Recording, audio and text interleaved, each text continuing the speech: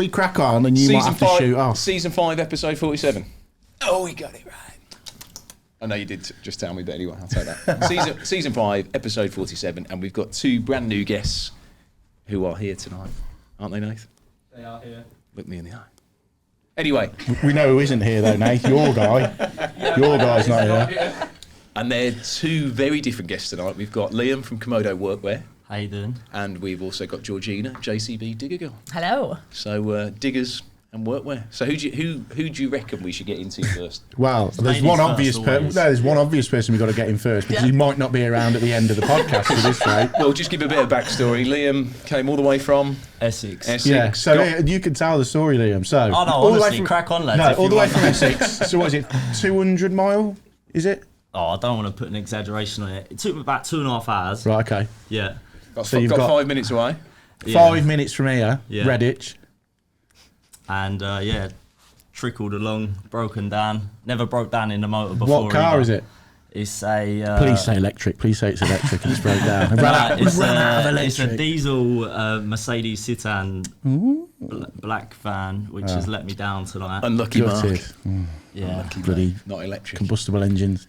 So you're 5 minutes away. We had to send Jack out to pick you up. Jack the hero come and collected me. Yeah, not all heroes wear capes. That's it. Just big beards. Just big beards and Mohicans. So if you've got to shoot off, so we genuinely just had a call from, was it the RAC AA guy? RAC, yeah. So you might have to I might actually have to slip off, but hopefully I can come back or hopefully you can come a bit later. So we're obviously recording this in November, but Happy New Year, everybody, because Nathan's now just told us because he's not going out until New Year. We just need a little party popper. Party popper. Great, Nath. Anyway, quick, we've got to get back to you, right? Take us back, give us the brief backstory and tell us how you came to be doing what you're doing now. Yeah, of course. So I'm from Essex. I come from a hard-working family. My old man's a black cab driver. My mum's a personal assistant. I see firsthand what planning and hard work can get you out of this life, and that's always given me a bit of drive. My old man sort of pushed me into the electric side of things. I worked at a bank, everyone does sort of work experience. Worked in a bank, it weren't really for me, so wanted to go on the tools. I was always quite good with my hands, so my old man reached out to one of his friends, and I was very lucky that they took me on as an apprentice electrician. I went through the years on the tools, and one day I was, this is way after my time as well, so I finished out, got my gold card, and I was just working on price. I remember it very clearly. I was sat on the central line, and I was wearing 2 pairs of trousers. I was wearing tracksuit bottoms on underneath a pair of work trousers. So some days I would just wear the tracksuit bottoms, and I couldn't work as fast because I didn't have all of the essential pockets. Obviously, when you're on price, you like to work as fast as you can, get as much money for your time as possible. And then the days I would use my trousers, I would get all the work done, but I weren't comfortable. So I was flooded with people around me on the central line, and I just thought to myself, I had a little light bulb moment that I was going to make comfortable workwear. I thought you were going to say, I stood up, went to get off the tube, and my trousers split. I thought that was, and it was like, that was the moment. I've had many trousers split as well, but yeah. I mean, just so, one thing actually, obviously, because you've moved into the workwear now, which brand of workwear were you wearing personally? No comment. You can no comment that, Liam. Yeah, if you so want. to be honest, I wasn't actually a massive fan of workwear trousers. I actually was wearing H&M cargos. Yeah. So they just had all of the essential pockets. So I weren't actually wearing a brand. I would have actually mentioned them, but no, I was just wearing H&M normal cargos. They had all of the pockets that I needed. I weren't really working on my knees, so I didn't need knee pad pockets, but obviously when I started the business, that's obviously an essential for workwear trousers. So yeah, that was it really. Why was it a thing where people wear 2 pairs of trousers? When you said that, instantly in my head I went, I've seen loads of people over the years wearing 2 pairs of trousers. Why? I feel like it's just comfortable. Obviously, that underneath layer of tracksuit bottoms gives a nice, comfortable. I'd be so hot. Yeah. I sweat at the best of times about 2 pairs of trousers. Yeah, to be fair, the building site that I was on at the time, it was one of those shells where there's just no walls and the wind's just gushing through. Yeah. But yeah, I mean, I've always sort of. I've never always worn 2 pairs of trousers, if that makes sense. It's just that so happened to be on that site. That's what I decided to do. And on the central line, when I was wearing 2, I probably had the thought that you just had a minute ago. Like, why am I wearing 2 pairs of trousers? Yeah. So you how old are you at this point where you have the epiphany moment and you think? So I was about 24 or 25. So I'm 28 now. So it was about three and a half years ago. That was when I first come up with the idea. It took me about a year to get the, first products out onto the market. And where did the name come from? So when I went travelling, I travelled with 2 Italian guys for a small period of time and picked up on a few words. And Comodo means comfortable in Spanish and Italian. Nice. And that's the concept behind the brand. So we want to make comfortable workwear, but also stylish. I feel like too many brands in the workwear industry focus too much on different things, and I just wanted to bring a little bit of a young sort of. Some of it is very geography teacher, isn't it?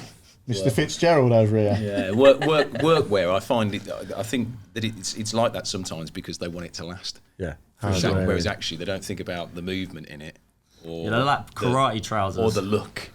Yeah, you know what I mean. Like especially with social media now, I feel like people want to look, fashionable as well as be comfortable. Which I think you struck on there. So everyone wants to look the part. I feel like with the youngsters coming through today, doesn't matter where they go. Every time you leave your house, you're representing yourself. So you want to make sure you're looking clean and you look presentable, you feel presentable, and you do a better job. I feel like. Yeah, it's that self-awareness, isn't it? If you see it all the time, especially plasterers just covered head to toe in crap, and you just think they ain't bothered.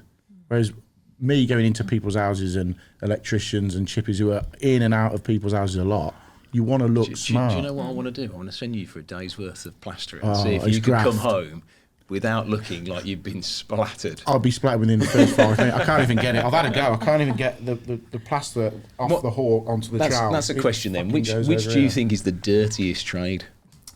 Ooh. Which one gets the dirty? Stop with that. Oh, which one makes the most mess? Electricians. Yeah. Just leave a trail of destruction around. That's only because they don't tidy up. To be honest, I think depends what painters or plasterers or. I think painters has got to be in terms of painters and plasterers definitely up there for the 2 dirtiest. But obviously people like to think that electricians don't get dirty. But if you're pulling in a cable, a big armoured cable through a muddy field or something. Are you representing for the Sparks here? Yeah, obviously. I don't think Bundy or Rise ever dragged a cable through a field. Bundy's like that. Yeah, to be fair, obviously Bundy's more of a domestic Spark, so I don't know if he gets as dirty. But barely a Sparks nowadays. Ad gets dirty. Nick doesn't. Yeah, I think. Yeah, I'd have to go with the plasterers. No one likes to have a dollop of plaster on their face or whatever. Is it dirty work that you do when you're on the I diggers so. as well? When You just have to turn the aircon up a little bit, turn the radio up. I don't know. I suppose you get out and about quite a bit. It depends what work you're on. You can just be sat on a machine. Yeah. I know some people get really precious about it. They've got little carpets in the cab. Yeah, They've got slippers. And slippers. They'll get in the cab, take the boots off, pop the slippers on. And they'll just sit in there. That's perfect croc territory, isn't it? Slip the crocs on. I'm going to now expect, like 2 JCBs on her feet. Sorry. What's that? Dropping things. That was your sticker. That was your sticker. That was his car. I thought it was mine, but it was yours. Do you want me to get it for you? No, you're right, I'll leave it. All right. Like 2 JCB, the slip-on slippers. Yeah, they don't make them. Yeah, I'll have to have a word for them on that. Yeah, I could do with a pair of them. Now, to be fair, I'm out and about doing stuff.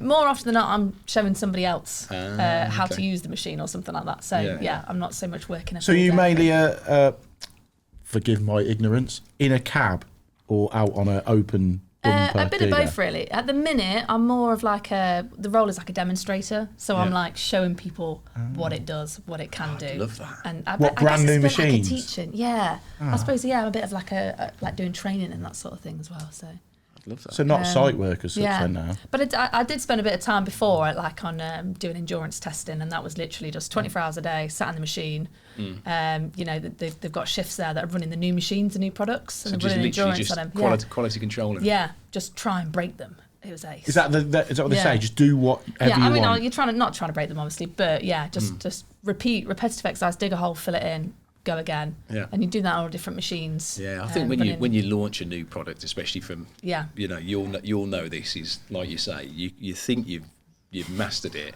and then you put it out into the wild, and then all of a sudden there's like a big problem. Yeah. You got to run the hours on it to test it out, and I suppose you're the same. Like you're living and breathing your brand. Yeah, because it works for you, and obviously you know, there's definitely times that it. you think, I've cracked it, you know what I mean, but you ain't.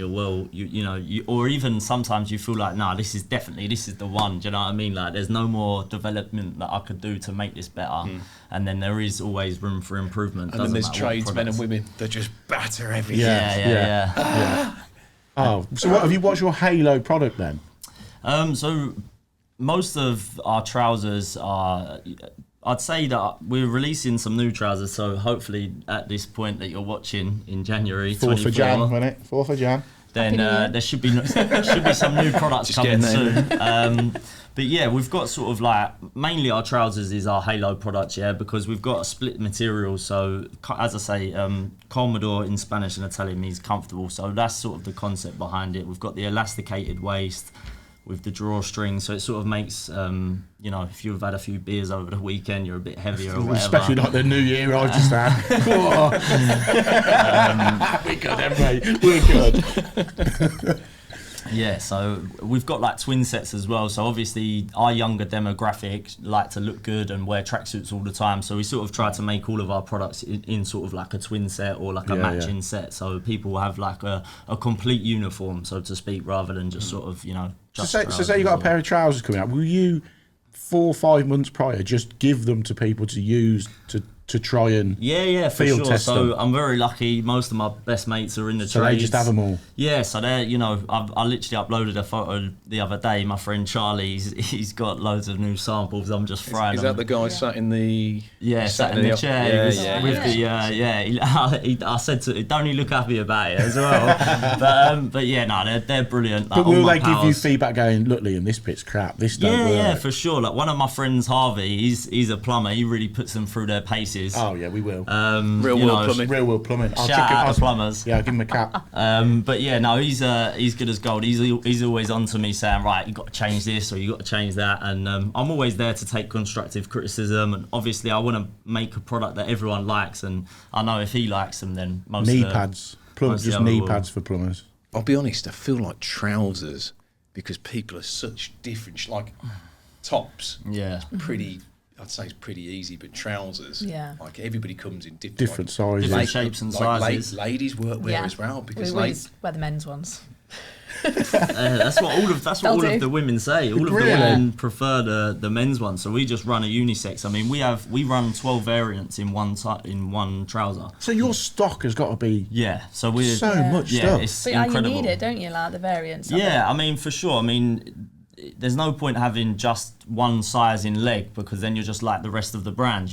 We have a short leg, long leg, and a regular leg, and then we run from a small waist, which is 30, 32, all the way up to an extra large, and we should be increasing that with more trousers to come. We'll be going up to double XL, and see some of the boys walking around the trade shows, and you think, the XLs are not even going to fit them. Well, when you start supplying into America, if ever you get that far, like we think there's some big guys over here and big girls. There's some bigger ones there. That's the thing, isn't it? With clothing is that broad. People's bodies are that here, there, and everywhere.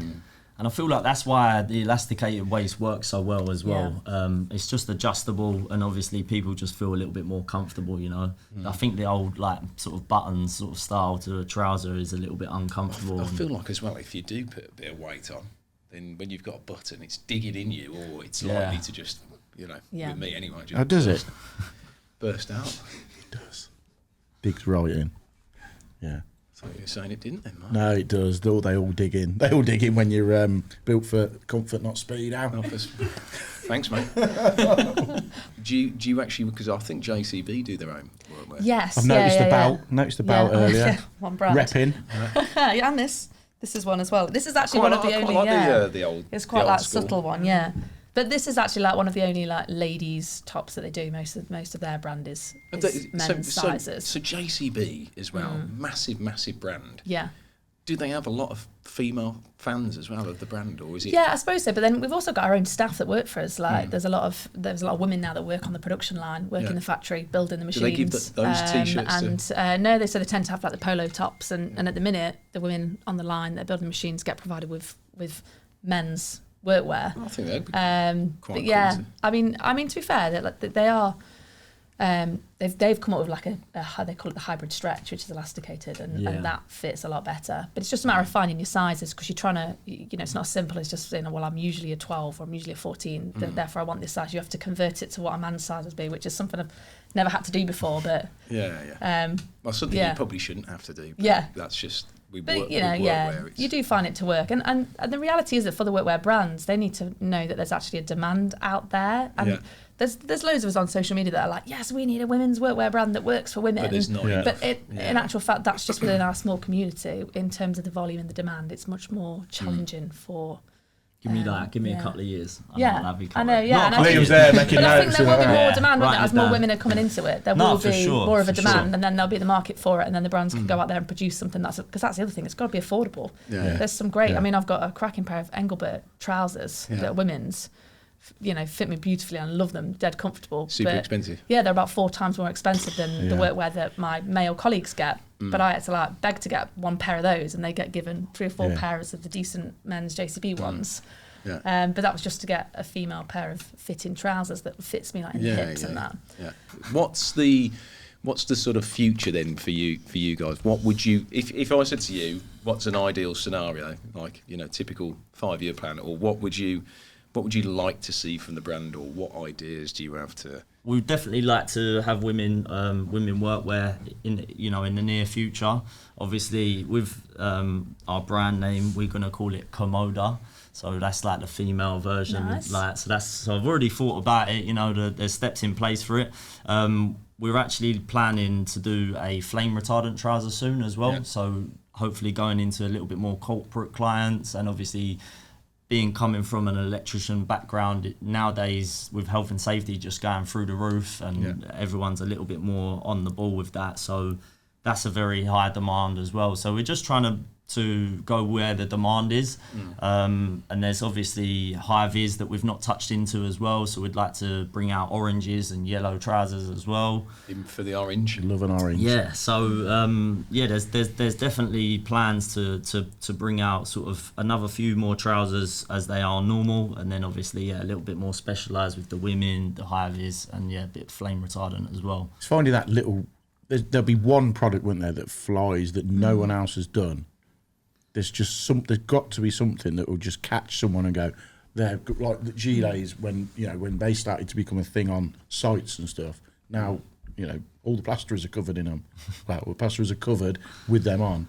Everyone's knocking them out. To be fair, painters trousers as well is something that we want to produce at some point. Obviously I'm a small company still at the minute, and we're trying to grow, and as we try and grow, we're trying to make the correct choices. So we're trying to make the trousers that we think has got the most demand, the most potential, and then obviously we'll rule out all of the others. I mean, it is difficult because a lot of people listening or watching won't understand when you've got that many variations of trouser, long, short, certain inside leg, whatever it is, waist.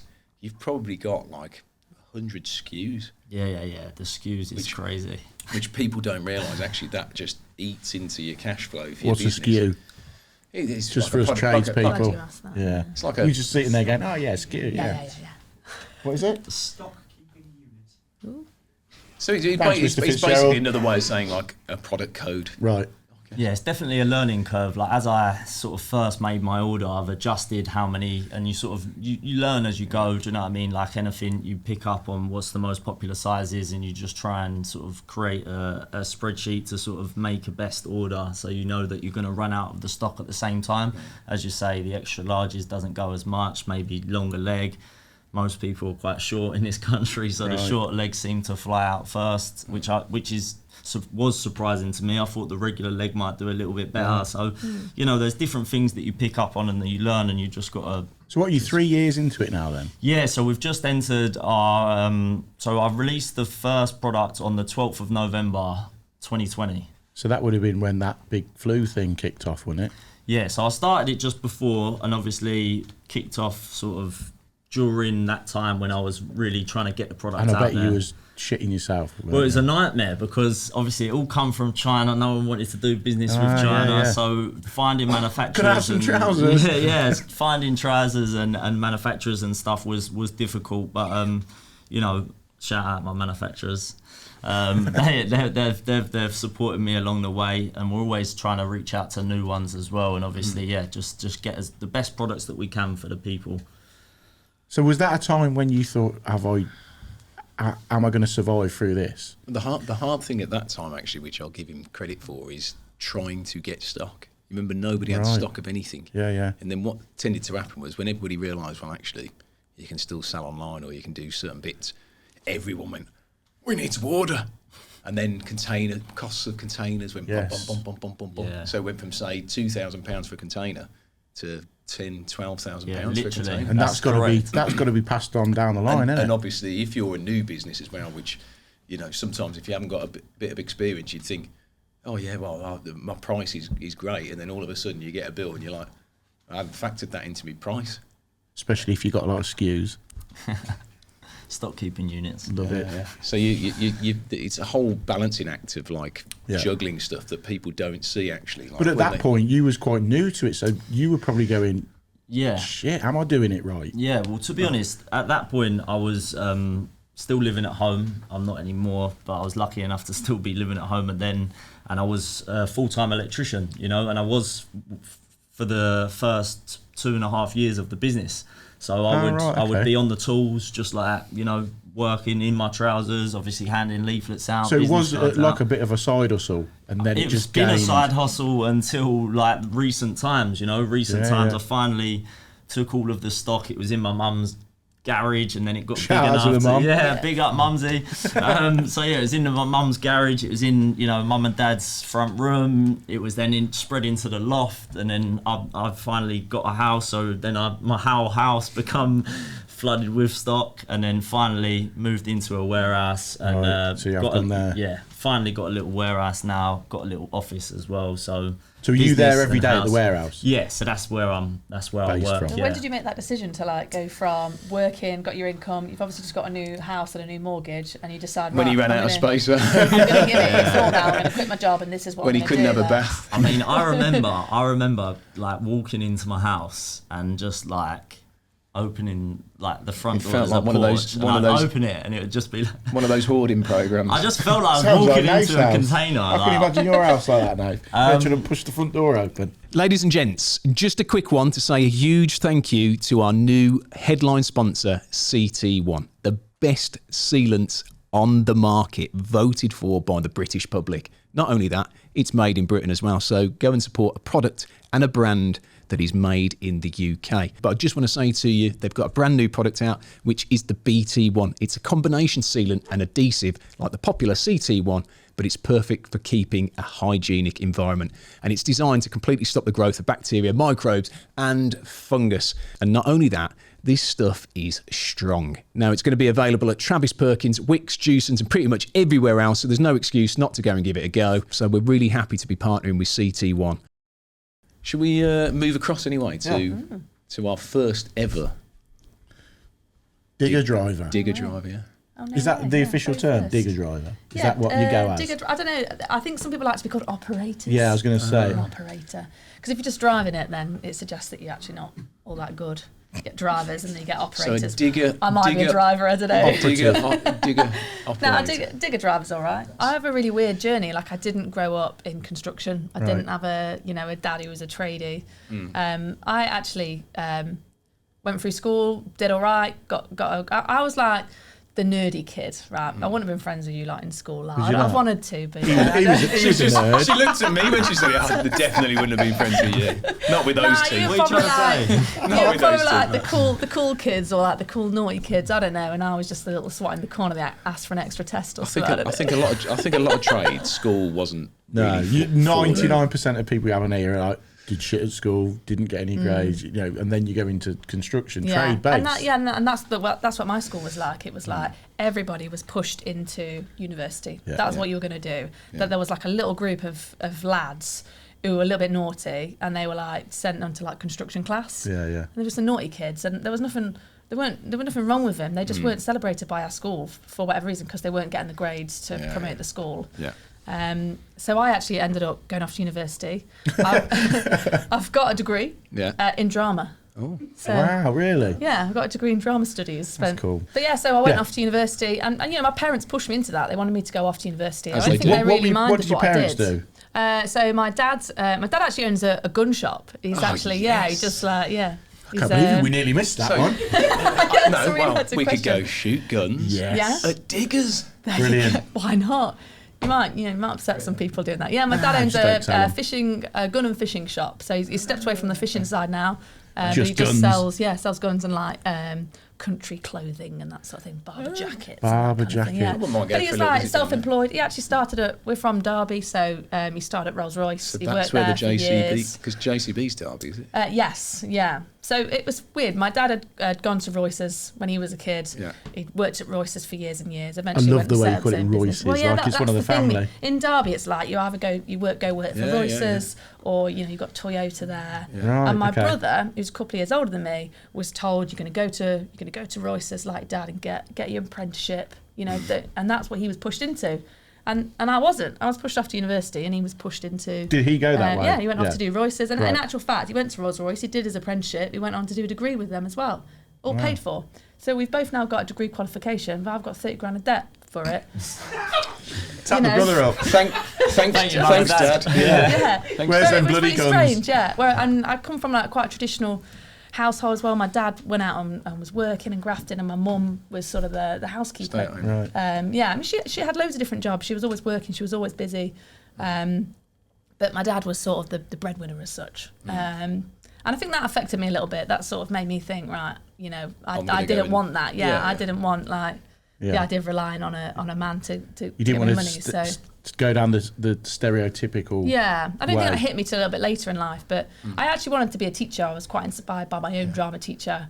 I think anybody, regardless of a man or a woman, should be independent. Yeah. To have their own life. Yeah. Yeah. And then obviously, when you meet somebody, you're never relying on Yeah. anybody, if that makes any sense. Yeah, it should be, and I suppose like traditionally, stereotypically, that's not been the case because the woman would raise the children, but things are changing now, aren't they? And I think women are able to have that independence. It's more socially accepted now, which is a great thing. Yeah. It was a different time that our parents lived in, so but definitely influenced me. But I wanted to teach, so I went off to university. Then when I finished. Did you not want to go follow the drama thing? Yeah, so acting ways? a little bit. I did do a little bit of it still. I used to do things like I used to act in murder mysteries, and I used to do like When you for like the week when you go away? yeah, so I'd like love or to like a do one one of them. We should nighter do or a one of weekend them. away. They're such good fun. So I'd be So acting in it. Yeah. So in that you It sit was around. you Dr. have the- Fitzgerald in the geography class with the globe. So with that, you go to like, is it like a hotel you go, or something go to a like hotel, you that. have a meal, don't you? And then the whole thing plays out around and then there's it. like a script, but That'd it's be not cool. really scripted. It's all improv mostly. So I know that I'm going to be playing, Miss Charlotte Lady Carnell. Godiva. Yeah, something like that. And she's got a secret backstory, but you've got your character brief, and it's just going to come out casually over the course of the evening, and people can ask you questions, That's and you've got to cool. respond.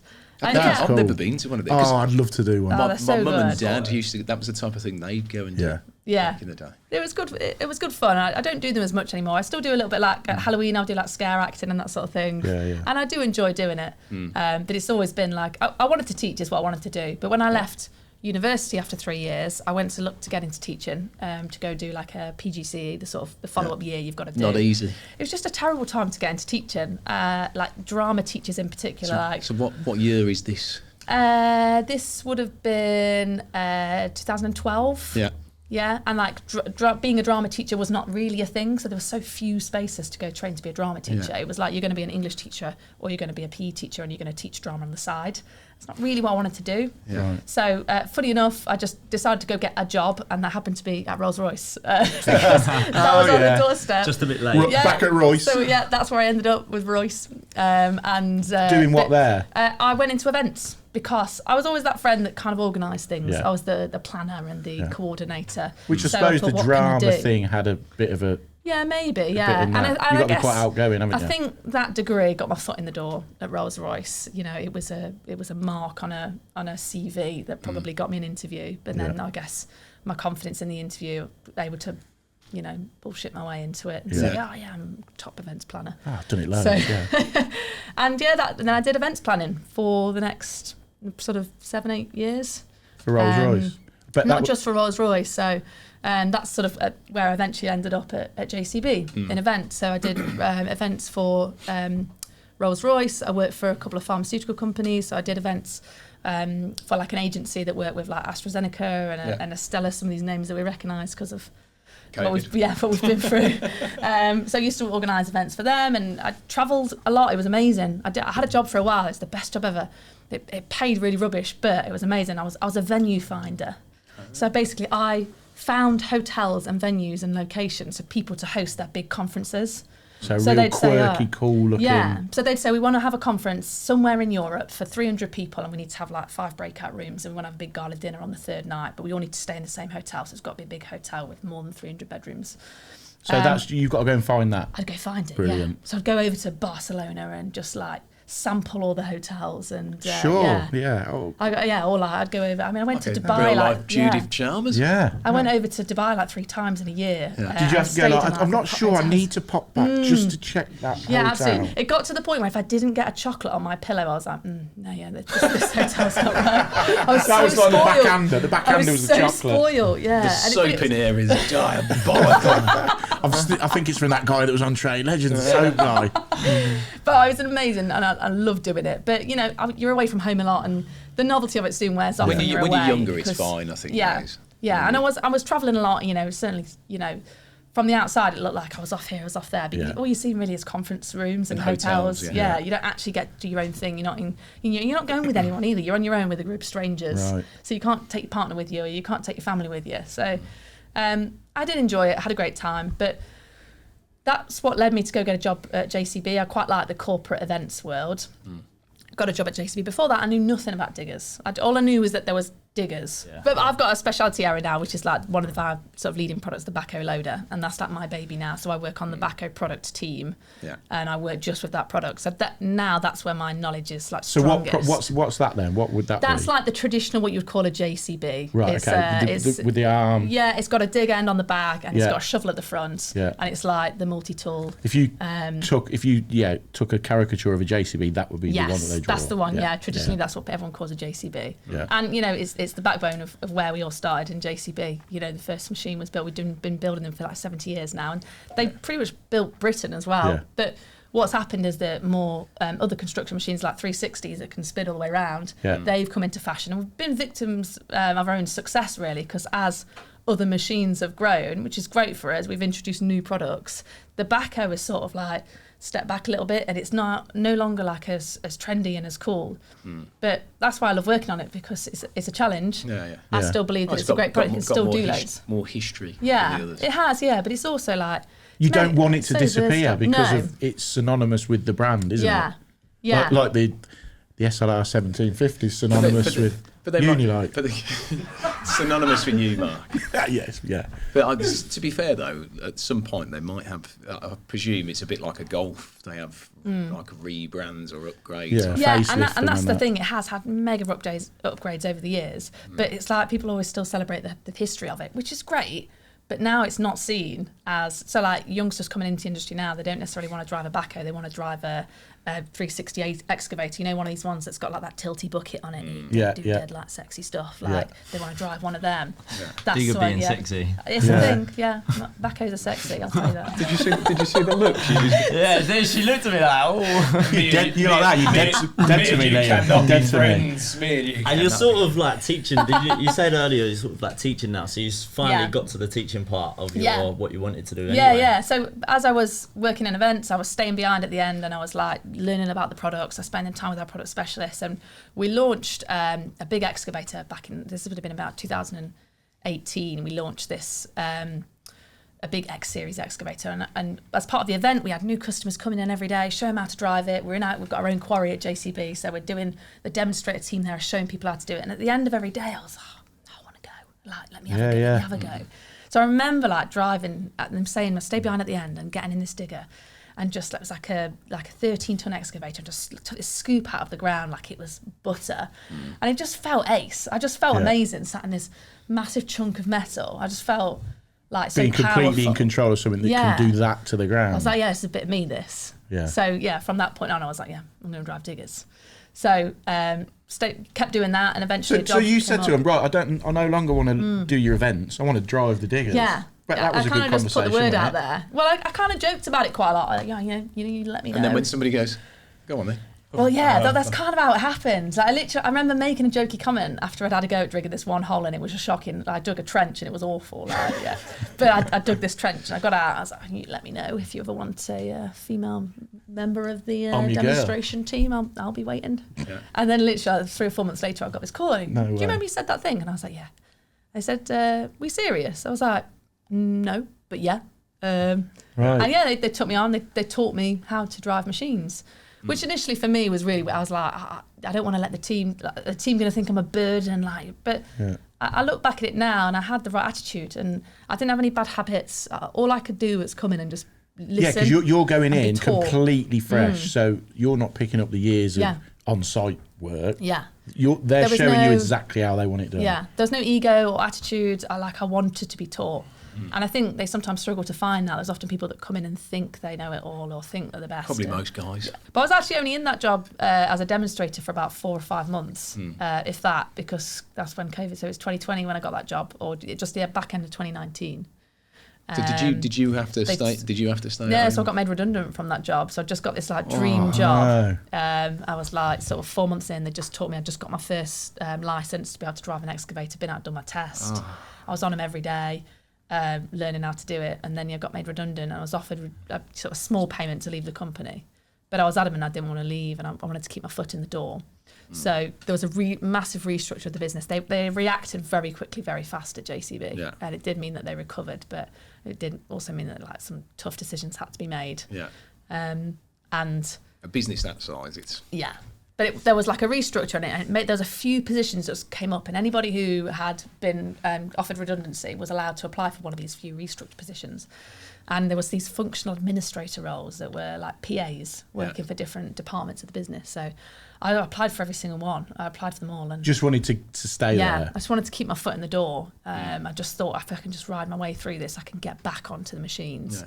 Stuff like that, though. Again, this is when people listening to this, obviously, if you really want to work somewhere or you want to do something, you have to just be like, I'll do it. And I did. I spent sort of 4 months as a PA for our purchasing department. But I suppose you knew if anything comes up, then I mean, I was straight. I was straight, and I was really open with the guys I was working for at the time. I was like, look, this is really a stepping stone. I won't be here long. I'll be back in the digger. Unfortunately, they were good at that. I think that's what's nice about working for JCB is that they support you. Working for as a career. If you're moving within the business, people I don't think people can. Yeah, they're happy to retain those people. Hopefully. So I did that for like 3 or 4 months, and I must admit that was a great experience, like working for a purchasing department when like we were having issues getting hold of stuff. Like it was a really challenging time. And then fortunately I managed to get back onto the machines working for the research team, and that's when I became a test driver. So brilliant. And it was better really because the demonstration team, you spend more time sort of cleaning the machines off, making them look nice and shiny and clean, and you're doing dance and diggers, travelling and showing other people how to drive them. But I wasn't necessarily going to get the hours on the machines to perfect my technique as a plant operator. So you're basically like the digger version of the Red Arrows. Yes, that's exactly what we are. Yeah. So, ladies and gents, I want to say a big thank you to one of our show sponsors, which is Tradify. Now, most of you will probably already have heard of Tradify, and it's an app that will help you streamline your business. It will save you time, invoicing, quotes, all that sort of thing. It's all in there. So if you want to spend more time on the tools and less time doing the paperwork, which frankly, nobody likes doing paperwork, Tradify is the app for you. Now, if you click this link above, you're going to get yourself a 14-day free trial. And because we are confident, just as much as Tradify are, you don't even need to enter any payment details to get that free trial. But if you enter code Trade Legends, you'll get a massive 50% off for the first 3 months when you subscribe. So stop wasting your time and get back on the tools and save yourself a bit of time in the process and some money.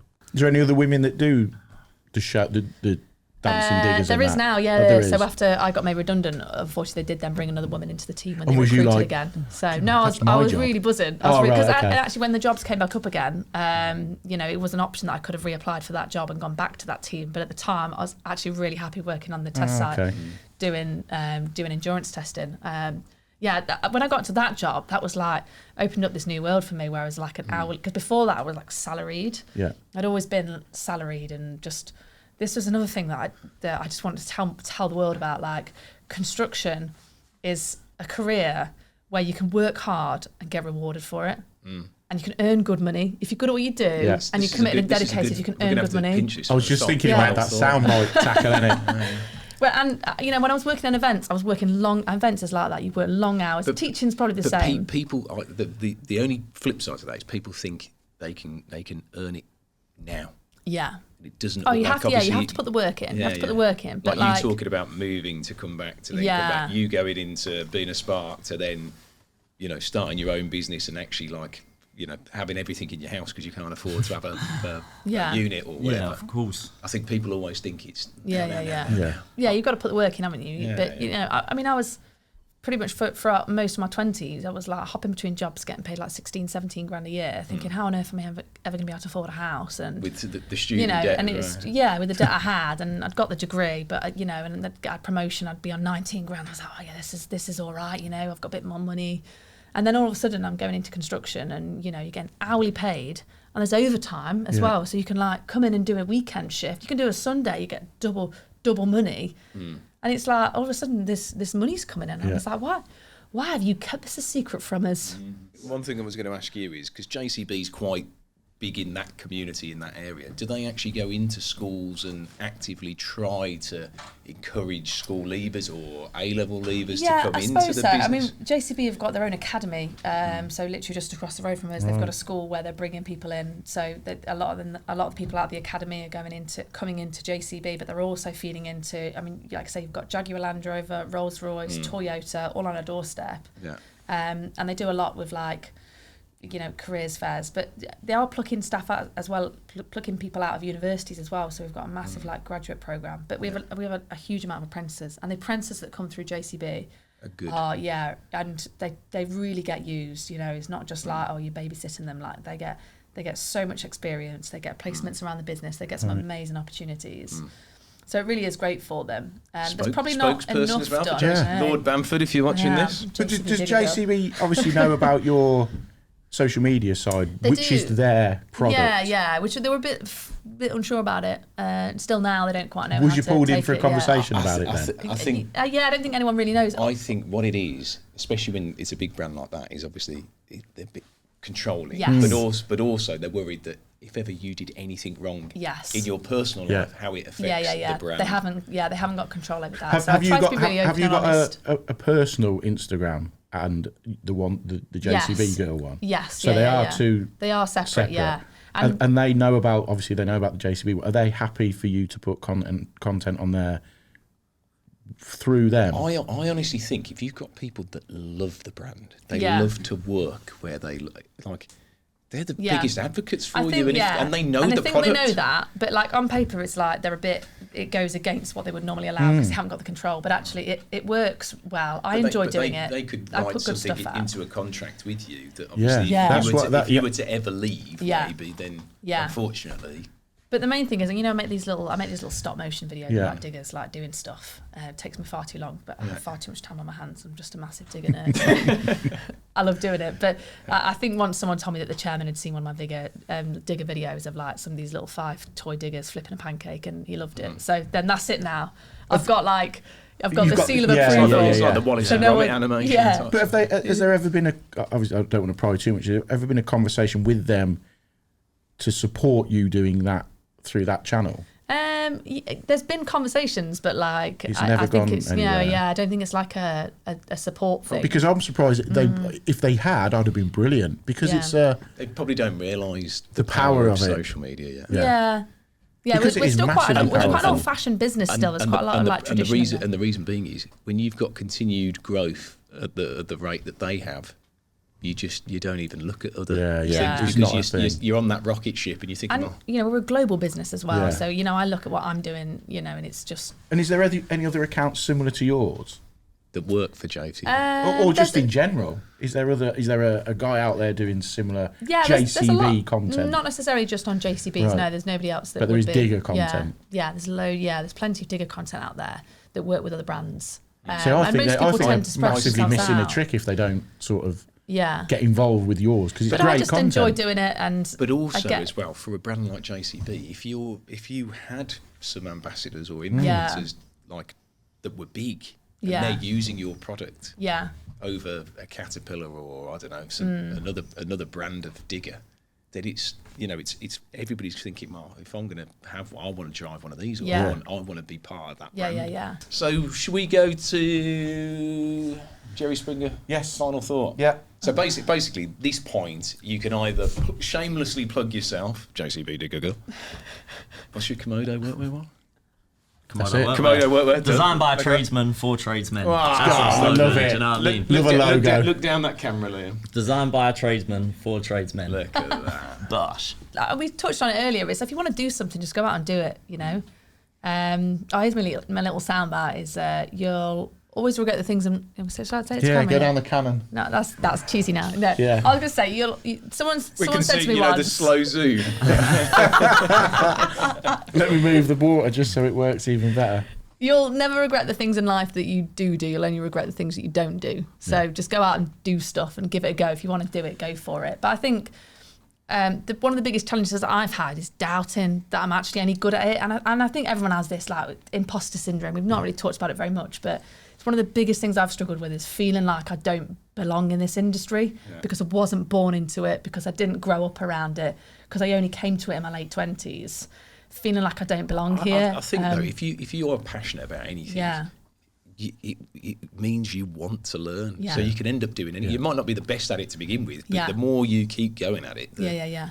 And my big message to anybody really, but particularly to women, is that like you are welcome here. Yeah. And it's an amazing community of people, and you are safe here. You are welcome here, and you'll do well by it. So It's not if as you do- daunting as no, what it's you not. think. It's really not. And there's all challenges, but everyone has challenges. If you want to do it, then come along, and you are welcome here, and you are you will be good enough. Everyone starts somewhere. You've all got to learn. So just go for it. So my advice to people is to write a list of all of their goals, pick the top priority or the goal that they would like to achieve first, and then write a plan to stick to that goal, and then remember daily that that's what you want most. There's going to be times where you're not feeling motivated. There's going to be times where you don't want to do stuff that you need to do to achieve that goal. So it might be college work, it might be revising, it might be going to the gym, whatever your goals are. Just remember that that's what you want most, and don't ever quit on your dreams. And obviously, if you don't stop, you will eventually, I promise you, get your goals. A quick discount as well. So we're going to be running a Jan 24 discount. So that's the code Jan 24. Obviously, we're going into 2024. If you are watching this podcast and it's not January, don't worry. You can use code Trades Ledgend 17 for the whole year. He's good. And just make sure you are a legend if you use the code, and you're a legend if you watch the podcast. bloody hell, these two are good. Could have sound They like are heaven. good. Could have clipped the shit out of this, Jack. Jeez. They are good. I'm feeling so Motivation. motivated. Yeah. I'm gonna go out and Like, do something. let's I go don't and know do what yet. something. to dig. I'm gonna write a list. Are you not entertained? Yeah, love it, mate. Love it. So, thank you very much for coming on. Yeah, Hopefully, thanks for having us. me. hopefully. I can't believe we made it through the whole I know, podcast yeah. without getting the old RAC on the blow. I was they're gonna be hours, yeah. I was waiting for you to go, RAC, you're live on Trade Legends podcast. How can I help you? Yeah, mate, I've been waiting here for half an hour. Where are you? Be longer than that, yeah. They probably think I'm still out in the cold. I'll tell them like Really over egg it. So yeah, thank you. Yeah, it's fine. Thanks for having us on. Yeah, thank you. It's been a good one. Really enjoyed it.